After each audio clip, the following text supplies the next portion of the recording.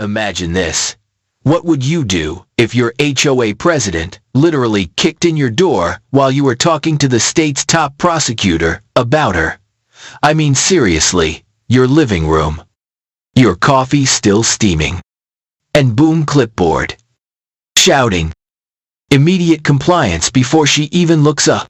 That's where my day started. And if you've ever dealt with a petty HOA bully, you're gonna feel this one in your bones. My name's Rex Holloway.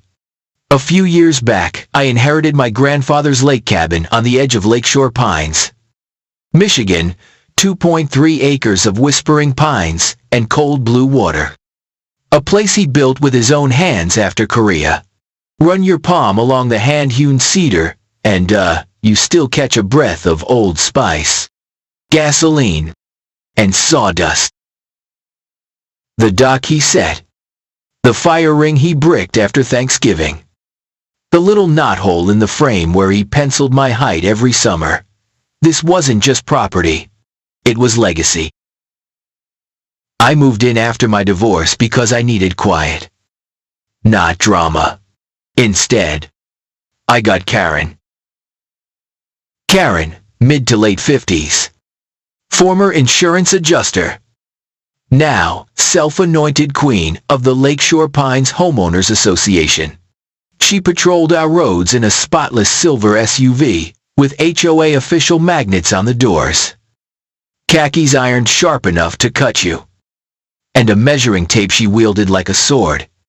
There's people who butter toast angry. Karen measured grass angry. She bullied her way into the HOA presidency in under 2 years, promising to protect property values, then made life miserable for anyone who couldn't or wouldn't fight back. Her first visit came on a drizzly Tuesday. I had the screen door propped and a pot roast going when she stepped onto my porch like she owned the place and held up a courtesy notice. 47 violations. 47. Everything from dock length exceeds community standard by 3 feet to unpermitted combustion structure, which was my grandfather's fire pit. $500 in fees, plus $75 a day until I complied. She even flagged the bird feeder for vermin attraction. I told her my place predated the HOA by decades. Not relevant, she said with a chilly smile. All properties within our jurisdiction must comply, regardless of construction date. 30 days. Mr. Holloway. Or we file a lien. A lien on ground my grandfather hauled stone across with a bad hip and stubborn pride. That night I drove to the county courthouse and started digging. I mean paper cuts. Dust. Stale coffee hours of it. When I found the HOA formation packet, my hands actually shook. The paperwork was filed a few months after Grandpa died, bearing his signature. Only, the signature didn't match any deed or letter he'd ever signed. The developer's son, now sitting on our board, had witnessed it. Not a clerical error. It felt like a playbook. Proving it. Different mountain. I needed evidence, patience, and a plan 10 times sharper than Karen's clipboard tyranny. What I didn't know yet was the scale. Karen wasn't just hassling me. She'd been fleecing vulnerable neighbors for years, widows, older vets. That quiet couple who worked nights and doing it under the cover of procedure. 1 week later, she rolled up at dawn with a contracted surveyor, and Dale Pritchard, the tire shop guy everyone liked because he loaned you a jack and never made you feel dumb. Dale stood there, eyes down, like he wanted to sink into the lake. Karen paced the property line, dictating measurements, snapping photos, peeking through windows. I didn't argue. I just watched. The night before, I'd installed security cameras, front door, dock, side yard, legal, clear, all audio. Later, I ran names. Turns out, Dale was behind on taxes, $18,000, and Karen's old insurance license, pulled for what looked like sketchy claim practices. Hypocrisy you could spread with a butter knife. Then, the surveyor, Jimmy, came by on his lunch hour, hat in hands. She shorted my invoice, pressured me to, invent violations, he said. Voice barely above the fridge, threatened to ruin my business if I didn't play ball. He asked for help getting his money.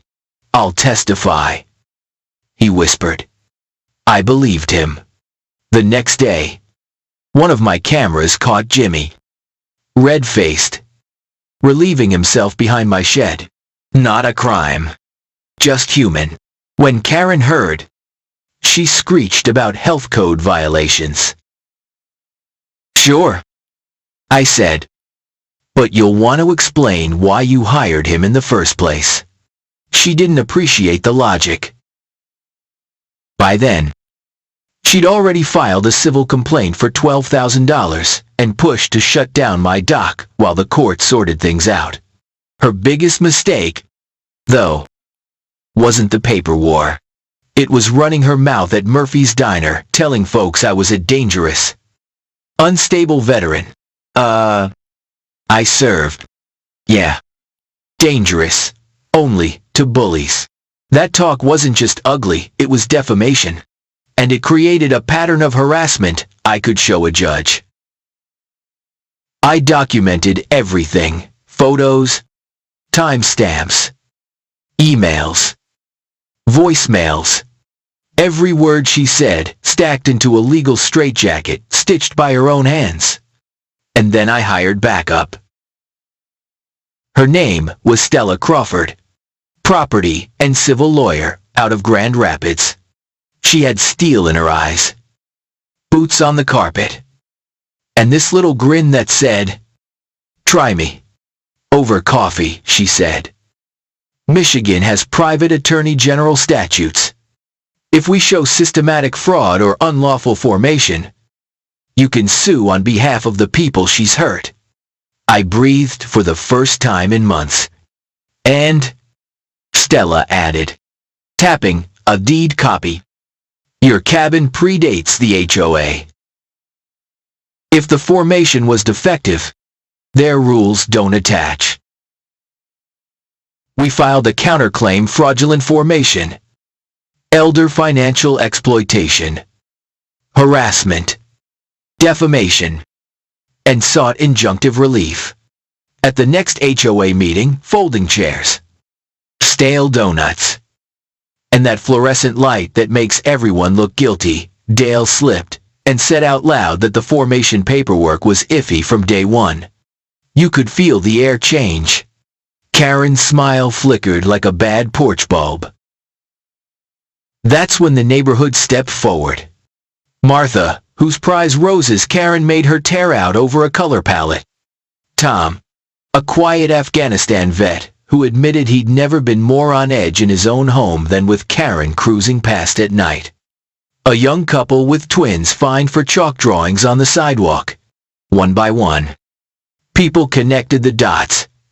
Karen targeted the folks least able to push back, then hid behind policy. And instead of backing off, she escalated. Daily compliance checks, calls to my mortgage company through her brother-in-law at a bank, phony environmental complaints.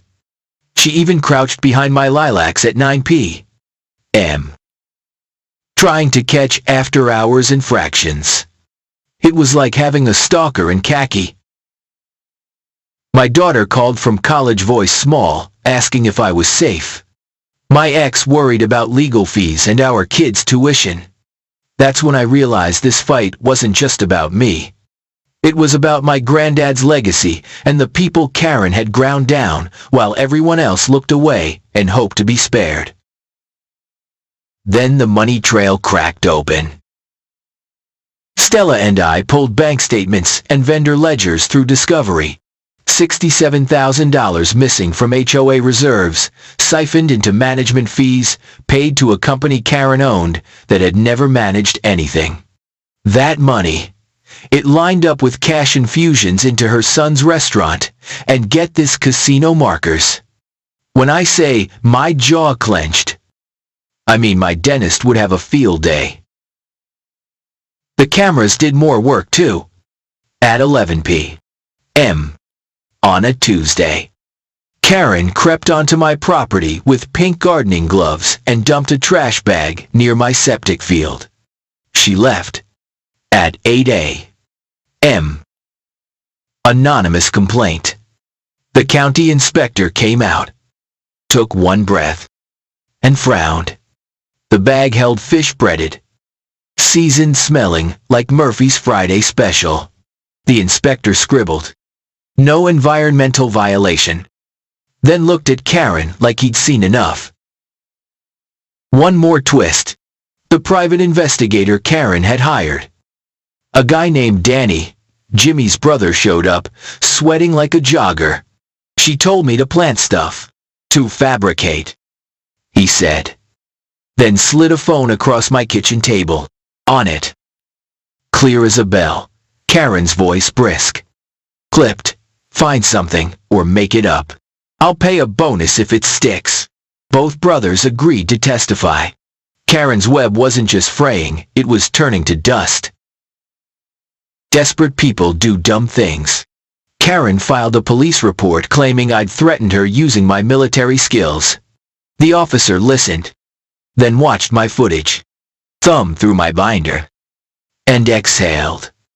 "Keep documenting," he said. "You're doing it right." Karen tried to bribe the county inspector to write me up no dice. She called my ex with stories about me being unstable blocked. She even paid a teenager $50 to pour motor oil by my dock. My camera caught it. The kid's dad made him come apologize, hands shaking. $50 in crumpled bills, stuffed back in my palm. She said it was, "Oh, legal," he mumbled. "It ain't." Then came the local news. Channel 7 pulled in with a van and eager smiles. Karen had fed them a hero narrative. Concerned HOA president protects community from dangerous vet. I invited the reporter in, made coffee, and laid out a timeline, documents, security footage, neighbor statements. The story ran that night, only it wasn't Karen's version.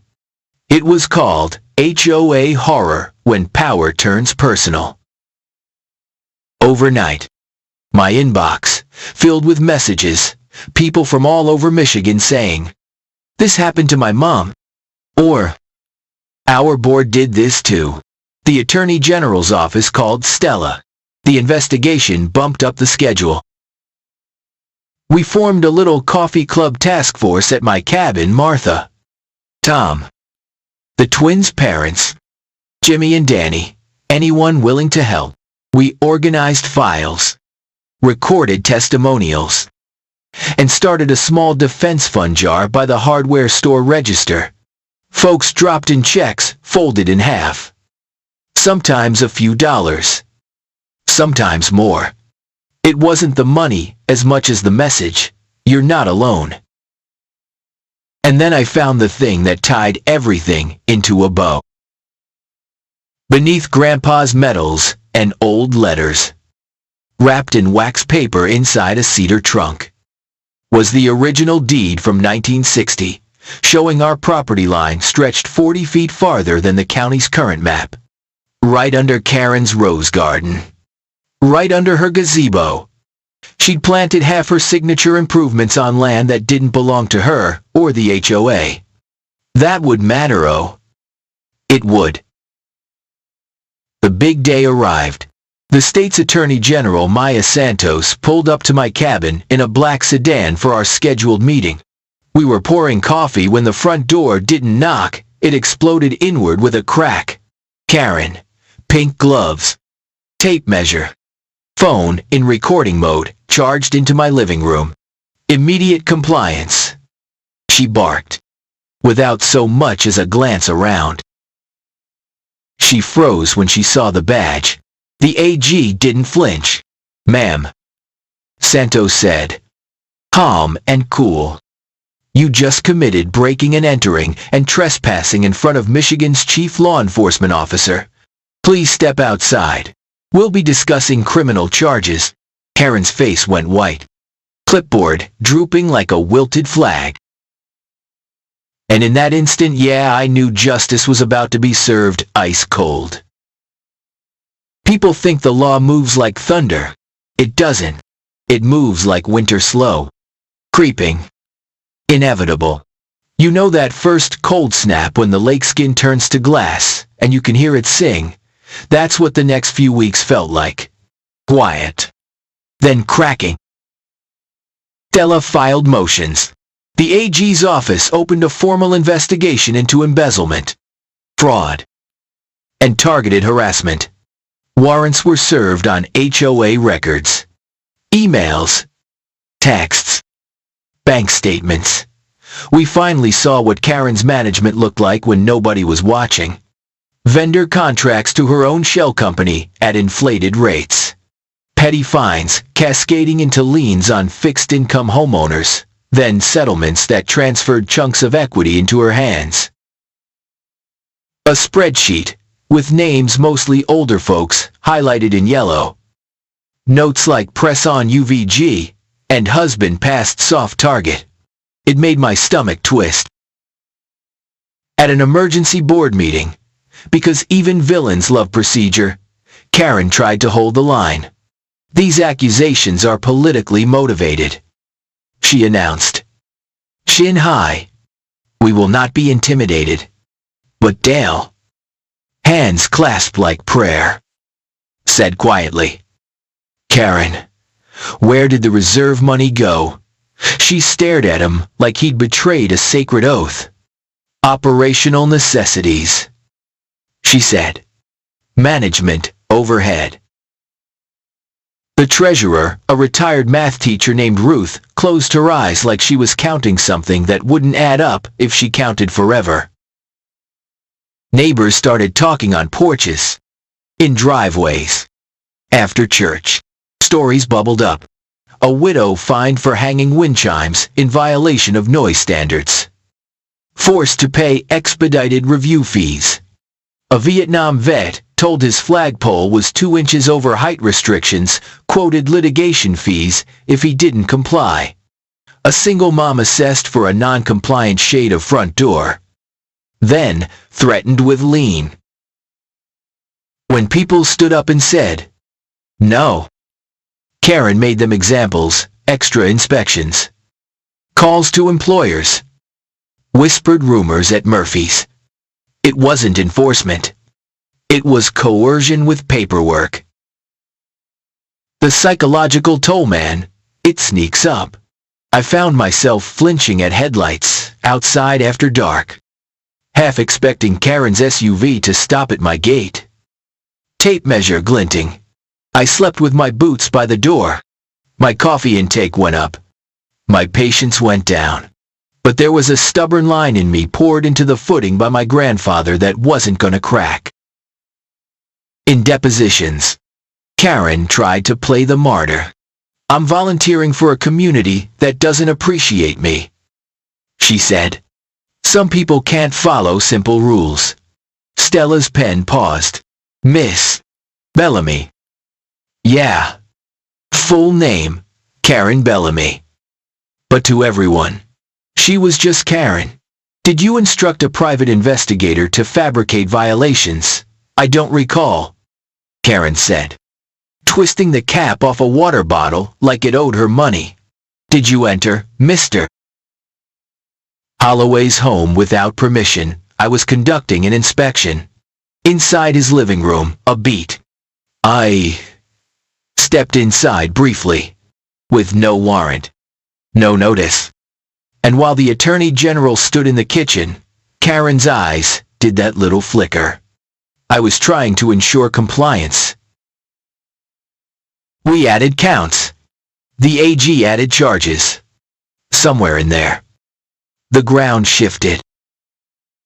One Saturday, we held a potluck at my place. Martha brought a pie that tasted like every good memory I had before the fights. And Tom showed up with folding chairs. The twins' parents brought sidewalk chalk for art class. They grinned, and the toddlers turned my dock into a rainbow. There was laughter. And yeah, some tears. I stood on the porch and said, "This isn't just about me. It's about us." No clipboard gets to tell us we're not a community. People nodded, shoulders loosening. It was the first time in forever I felt the cabin breathe like a home again. Monday morning. Karen's SUV crept past. Slow. She didn't get out. Not that day. Then came the audit findings. Ruth, eyes wet, handed me a packet. "We deserve to know," she said. The numbers were plain. Reserve funds drained. Unauthorized disbursements. Double billing for emergency landscaping that never happened. Vendor payments to a P. A man. When that rate again. A man again. Box that matched Karen's shell company.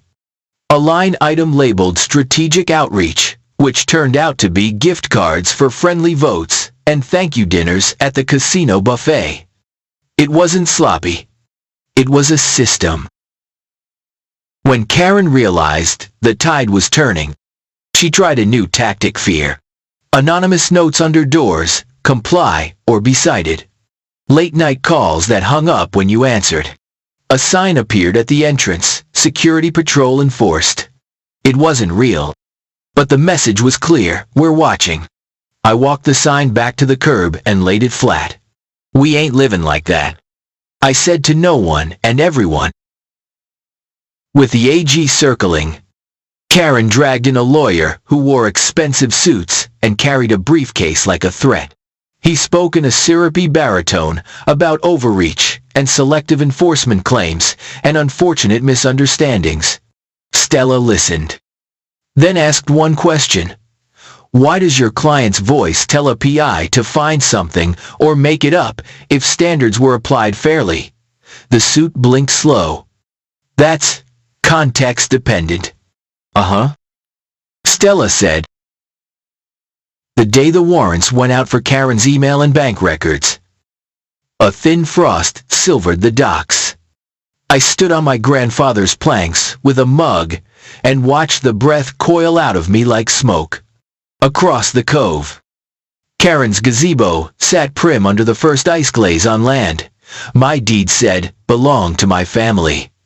I thought about Grandpa's hands and the lines he set. About how he always told me, property lines ain't just about land. Kid, they're about where you stand. I decided here, right here. Channel 7 returned for a follow-up. This time, the reporter brought texts. We received these from multiple residents. She said, looks like coordinated pressure. She looked tired, like the story had gotten under her skin. What do you want people to understand? I swallowed. That rules, without humanity, become weapons.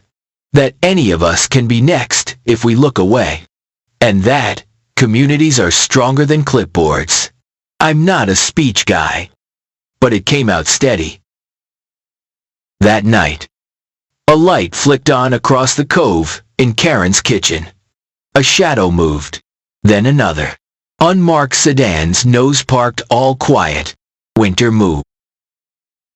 It happened early. Dawn. Then boots. The neighbors who woke early to fish said it looked like a scene from television. Agents at the door. Calm voices. The rattle of handcuffs. Karen in a bathrobe. Hair set. Mouth tight. Dale was let out too. Jacket half on. Eyes unfocused, like he'd tasted lake water.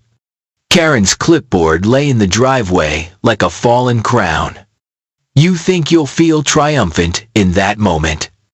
I felt tired, relieved, sad for the people she hurt. And if I'm honest, angry, it had to go this far. The charges were a list you'd rather not live through: embezzlement, fraud, criminal harassment, break and enter. The judge, gray-haired, still as a granite post, read them slow. Karen pled not guilty. Chin up. Her lawyer argued for release. The AG argued risk.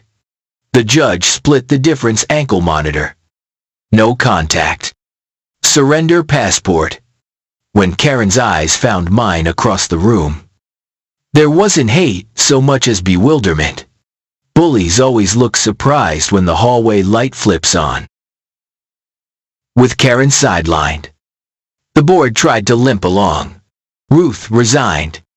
Then 2 others. Quorum died.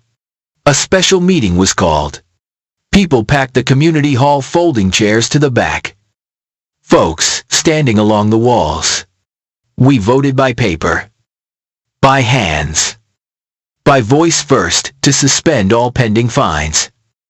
Then, to appoint a caretaker committee to cooperate fully with the investigation. It wasn't just a vote. It was a heartbeat restarting. Stella filed to dissolve the HOA on grounds of fraudulent formation. The 1960 deed became a centerpiece. The original signatures, the survey pins, the 40 feet that proved half of Karen's garden and gazebo sat on our land. In the hearing, Stella set the deed down like a compass. Your Honor, this association asserted jurisdiction it did not have, then used that jurisdiction to extract wealth and peace of mind from the people it claimed to serve. The judge touched the paper like it might bruise. I'll take this under advisement, he said. Meanwhile, life trickled back into the gaps Karen had gouged. Martha replanted roses where she once had to rip them out. Tom put up a flag again, modest. Steady, said, it felt like breathing. The twins drew a dragon in chalk that stretched from my porch to the dock steps. There was laughter in the cul-de-sac. The floaty kind that comes from not looking over your shoulder. Then came sentencing day for the first round of charges, financial crimes. The courtroom hushed. Victim impact statements. Martha. Voice shaking but clear. Tom. Words clipped like he was back in formation. A widow in a floral dress that looked a bit too big. Describing nights she slept with the television on because the notes kept coming under her door. Karen stared at the table grain. When the AG read the charge related to the forged signature, Grandpa's consent, I saw Stella's jaw set. The judge spoke finally. Miss Bellamy, community leadership is a trust. You broke that trust.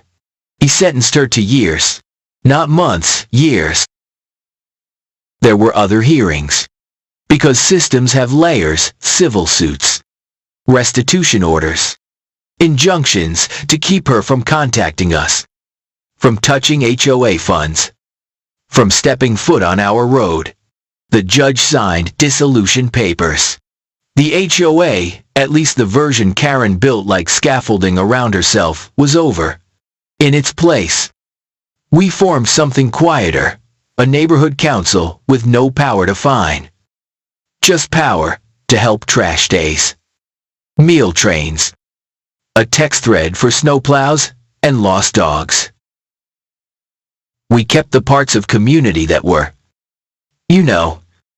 actually community. The day the dissolution order came down, I walked to the water with my daughter. She'd driven home from college in an old sedan that rattled at idle. She hugged me tight enough to crack the barnacles off my ribs.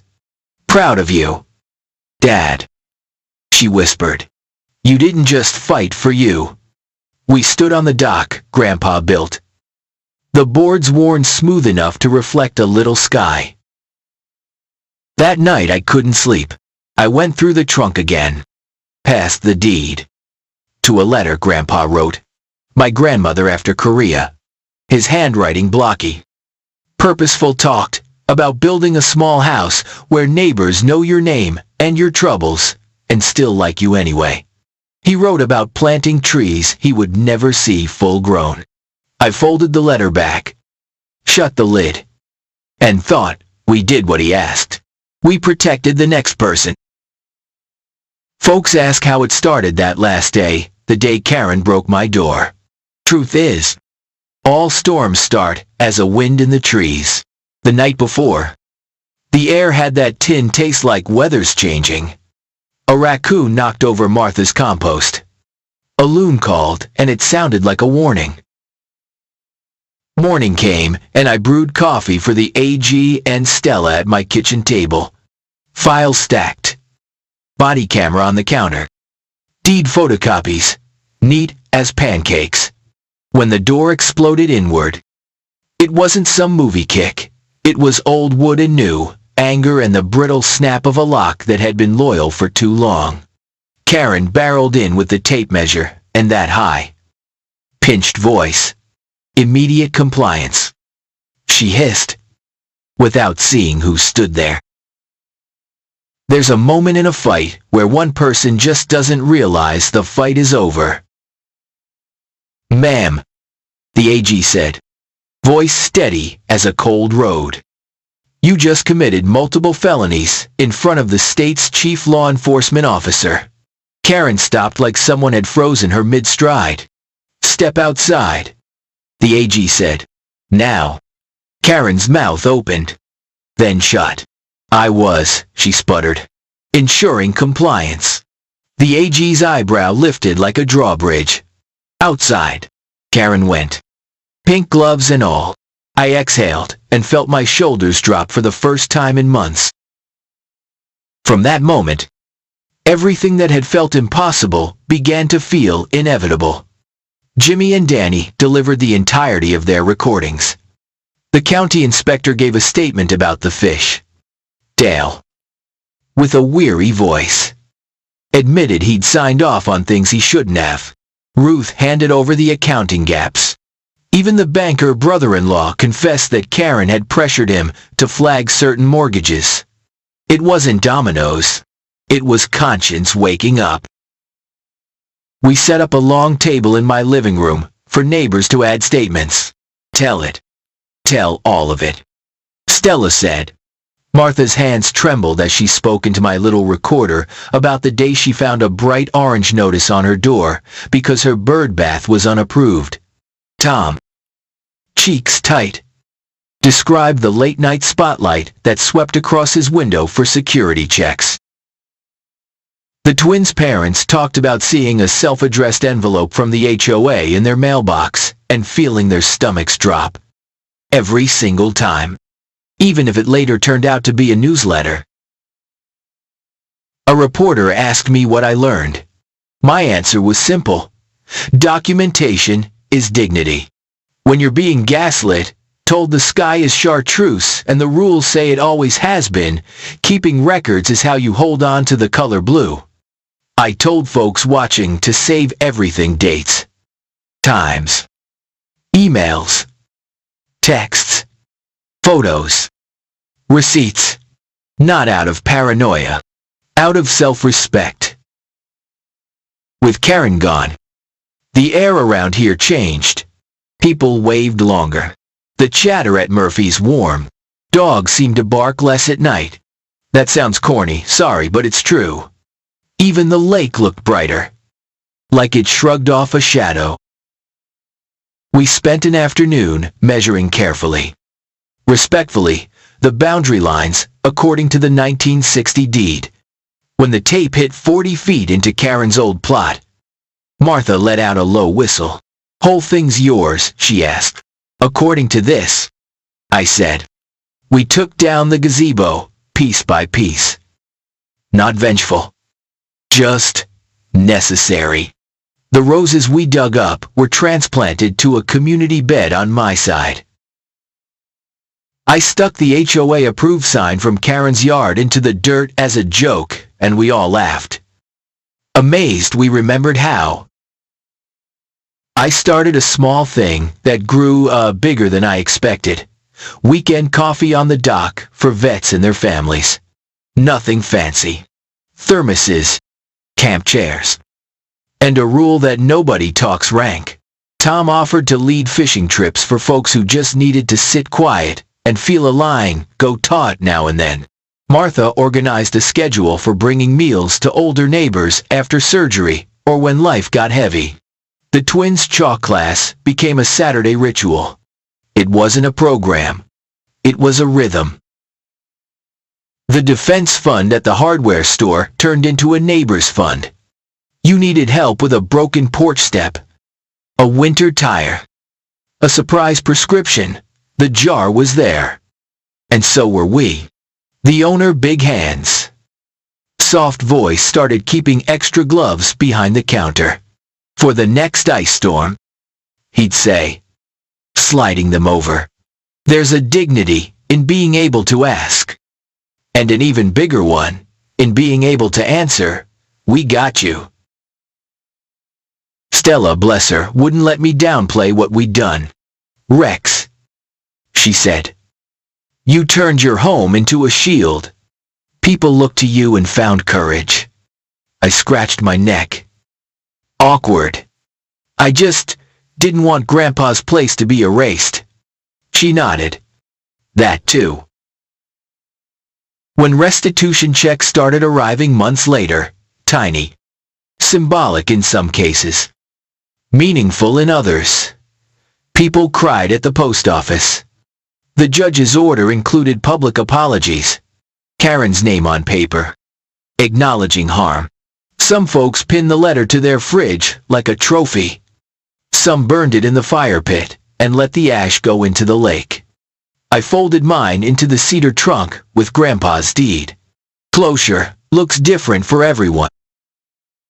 One evening, after the first snow, I walked the property line alone. The moon threw light like frost and my boots squeaked.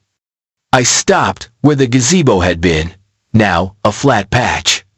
I thought about power, the kind on paper and the kind you feel when a neighbor knocks with soup.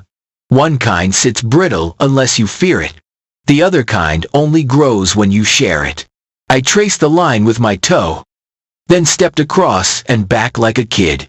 We choose where we stand every day. I ain't gonna lie, the case cost me money. Yeah. Energy. Sleep. The ease of trusting.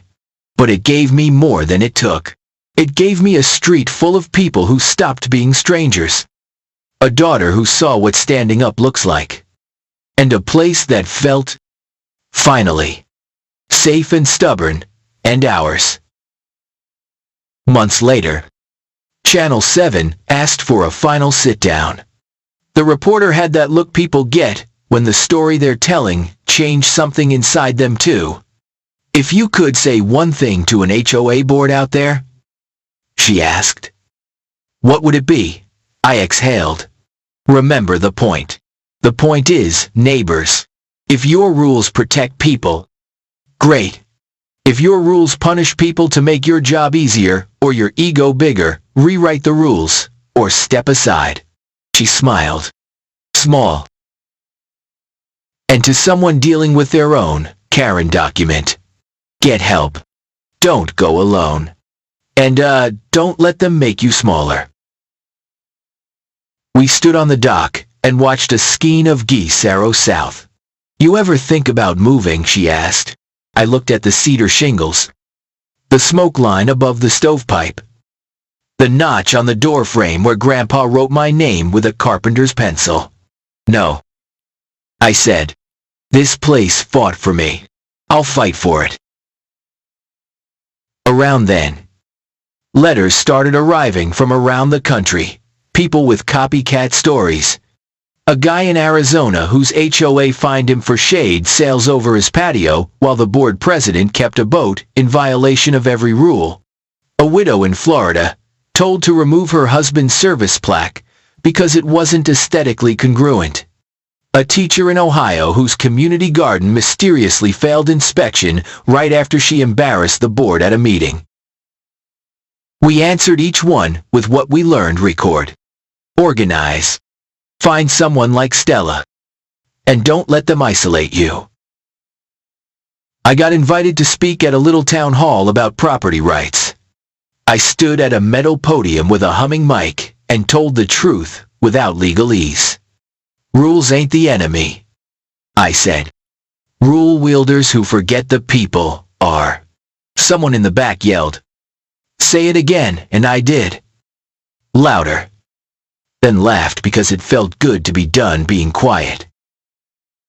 The last piece of this tale is simple. Karen served time. She'll get out and have to figure out who she is without a clipboard. I hope, honest to God, I hope she finds a way to walk through a grocery store without needing to control anyone. I hope she plants flowers because she loves flowers. Not because she wants to weaponize a color palette. Some people won't forgive her. I get that. Forgiveness ain't a duty. It's a gift you give for yourself if and when you can. Me, I don't think about Karen much anymore. The lake's louder than she ever was. We turned her old rose garden into a community compost bin. There's poetry in that. I guess what was meant to show off became something that feeds. Martha grows memorial flowers in the bed next to it and puts old names on little wooden stakes. Neighbors. Spoo says, a dog or two, so nobody forgets who lived here. Loved here. One morning, in late spring, Tom showed up with a new flag. "This one's for the dock," he said. We set it together modest. Perfect. The twins. A little taller now. Drew a line of stars leading to the water. I brewed coffee and burned the first pot because I got caught watching the light. We all sat there in a row of camp chairs. Shoulders touching. The kind of silence that hums. My daughter. Home from college with a new laugh and a couple of scar tattoos from life. Curled her hands around a mug and said, "You know, Dad, I used to think a home was a house. Now I think a home is what happens when people show up." She's wiser than me.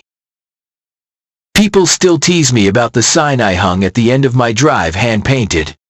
Bright letters. No clipboards required. It makes delivery drivers grin. It makes me grin. It also makes sure I never forget what we lived through and what we built after. If you're sitting there right now, feeling that knot in your stomach because your HOA turned into a hammer looking for nails, hear me. You're not alone. It's not just you. You ain't crazy for wanting to hang a wind chime or paint a door a color that makes you happy. Rules should help neighbors live together. Not give small people big sticks. Document. Find allies. Talk to a lawyer who's seen this movie. Don't let them make you smaller. And if you're on a board, hey, thank you for volunteering. Most of you mean well. Please. Please remember, the point is, people, fix the light, not the person. If the rule punishes more than it protects, change the rule. If you catch yourself enjoying the power more than the service, step back. Go plant tomatoes. Come back when you're ready to love your neighbors again. As for me, most evenings I sit on Grandpa's dock with a mug and watch the water take the day's heat. Some nights the lake goes so still it holds the sky. And you can't tell where one ends and the other starts. When the loons call, I hear something like a promise: storms come. Storms go. But good lines hold property lines. Sure. And the lines of who we are when nobody's watching. Standing up to a petty tyrant isn't just about winning for yourself. It's about protecting the next person from having to fight the same fight. What would you do if your HOA nightmare turned into a fight for your entire community? Tell me in the comments, what have you lived through? What worked? What didn't? Anyone else had a HOA do something wild like this? Drop your story. Somebody out there needs to hear it today.